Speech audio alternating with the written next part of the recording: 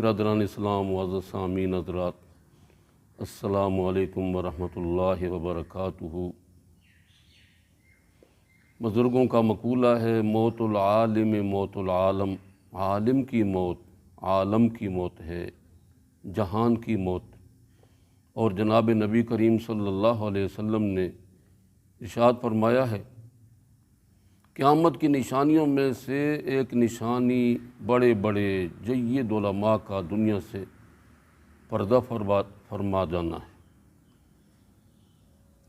آج ہم جیسا کہ اور قیامت کی نشانیاں اپنی آنکھوں سے دیکھ رہے ہیں، یہ بات بھی ہم اپنی آنکھوں سے دیکھ رہے ہیں کہ بڑے بڑے جید علماء اکابر حضرات دنیا سے پردہ فرماتے جا رہے ہیں۔ ابھی حضرت مولانا پیر عزیز الرحمن ہزاروی، جو حضرت شیخ الحدیث محمد زکریا رحمۃ اللہ علیہ کے خلیفہ تھے، فوت ہوئے۔ ان کی ایسی عظیم خدمات اور ایسی اللہ تبارک و تعالیٰ نے ان کے اندر خوبیاں اور اوصاف پیدا فرمائے تھے کہ بس کیا کہا جائے۔ اس احکر کی کئی دفعہ ان سے ملاقات ہوئی، ہمارے جامعہ فریدیہ میں کئی دفعہ تشریف لائے، ان کے پاس بیٹھنے کا موقع ملا۔ عظیم انسان تھے، عظیم درد مند انسان۔ ہر سال رمضان المبارک کے آخری عشرے میں ہزاروں لوگ ان کے پاس معتکف ہوتے تھے، اعتکاف کرتے تھے، جن کی جملہ ضروریات وہ اپنے جیب سے پوری کرتے تھے۔ جو بھی ایسا محتاج غریب چلا گیا اس کو اتنا دیتے کہ وہ بالکل مستغنی ہو جاتا تھا۔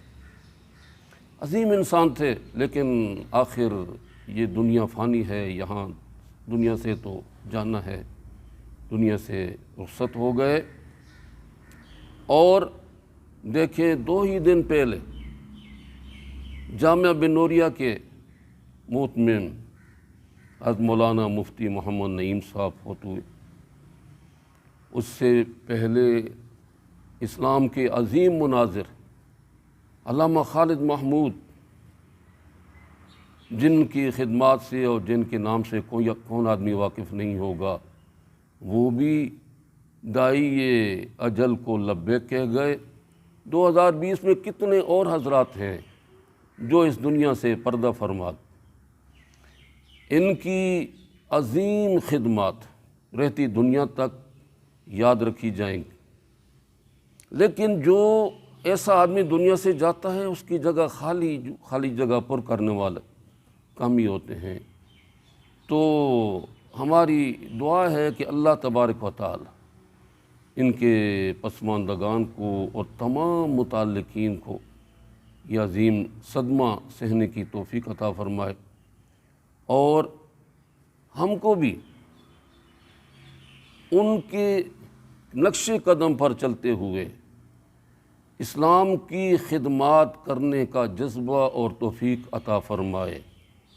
آمین یا الہ العالمین۔